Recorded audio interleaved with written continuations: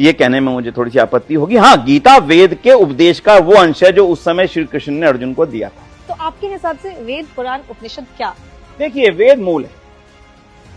वेद उस ईश्वर का वो ज्ञान है जिसके बारे में आनंद खट्टर जी ने बताया था कि जब सृष्टि बनी तब परमात्मा ने कृपा करके मनुष्यों को वो ज्ञान भी दिया। जैसे उन्होंने बोला कि मोबाइल आया तो बुकलेट भी साथ है, भाई ऐसे यूज करना, इसको नहीं करोगे तो मेरी जिम्मेदारी नहीं है, खराबी आएगी तो तुम जानना। वैसे ही ईश्वर ने सब दुनिया के मनुष्यों पर कृपा करके जब मनुष्यों का इस दुनिया में आने का क्रम बना 1,97 करोड़ वर्ष पूर्व, इसका अपना विज्ञान है, आज उसकी चर्चा नहीं करेंगे। जब सृष्टि विज्ञान की चर्चा करेंगे अलग अलग मान्यताओं की, तब उसकी विशेष रूप से लेंगे।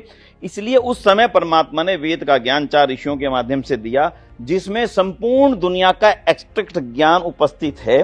उसके बाद उनमें से विषय अनुसार उपवेद बनाए गए। ऋग्वेद, यजुर्वेद, सामवेद, अथर्ववेद, इन चारों में 20,500 मंत्र हैं। अलग अलग, ऋग्वेद में सबसे ज्यादा 10,500, आगे आगे अलग अलग हैं। उनके विषयों के हिसाब से उपवेद बने। आयुर्वेद बना, एक उपवेद है। धनुर्वेद बना, उपवेद है। गंधर्व वेद बना। गायन विद्या कहां से आई है? मैं दुनिया से किसी से पूछूं, गायन विद्या शुरू कहां से हुई?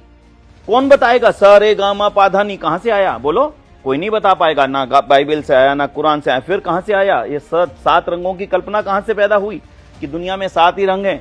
7 रंगों का जो ये धनुष पैदा हुआ, ये कहां से? इन सब की मूल विद्या वेद में निहित है। बाद के ऋषियों ने एक एक मंत्र पर पूरा जीवन अर्पित कर दिया। ऋषि थे, वो रिसर्च स्कॉलर थे। आज के समय में जिनको हम रिसर्च स्कॉलर कहते हैं, वास्तव में वो ऋषि ही थे।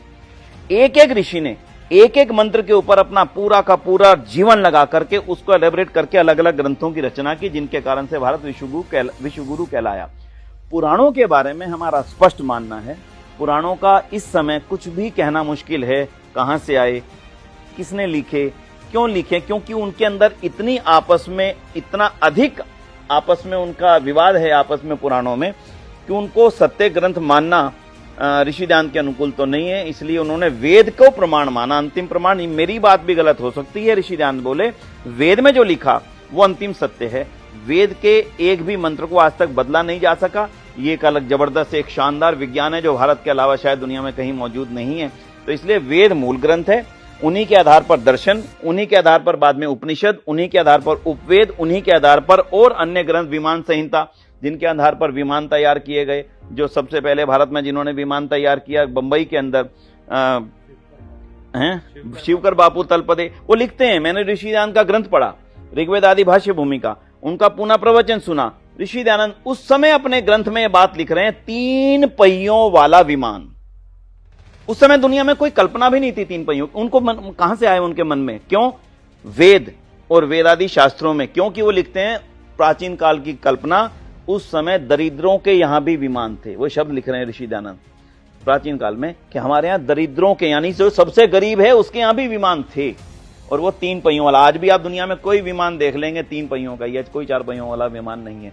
तो उनकी जो कल्पना थी, कल्पना आधारित नहीं थी, यथार्थ आधारित थी। वो दुखी थे कि महाभारत के काल में जो विद्या का विनाश हुआ, महाभारत आदि के युद्ध के पश्चात में, उसका परिणाम हमारा ये दुर्दिन है। तो इसलिए मैंने आपके प्रश्न का उत्तर दिया। वेद मूल ग्रंथ हैं, उन्हीं में सारी विद्या निहित है। उन्हीं के आधार पर अलग अलग विद्याओं को अलग अलग ग्रंथों के अंदर रचाया गया। और उसके बाद में जिसको जिस विद्या में जाना था, आपको मेडिकल साइंस में जाना, आयुर्वेद में जाइए। आपको एस्ट्रोलॉजी, उसमें ज्योतिष में जाना है, आप इस विज्ञान में, इस वाले ग्रंथ में जाइए। आपको शस्त्र विद्या सीखनी है, आप धनुर्वेद सीखिए। आपको गायन विद्या, नाटक विद्या और जितनी भी जो अपनी बात को एक्सप्रेस करने के लिए विधाएं हैं, संगीत है, नाटक है, जो अलग अलग प्रकार की, उसके लिए आप गंधर्व वेद के पास जाइए। तो इस प्रकार से ये पूरा का पूरा हमारा वो सेटअप था।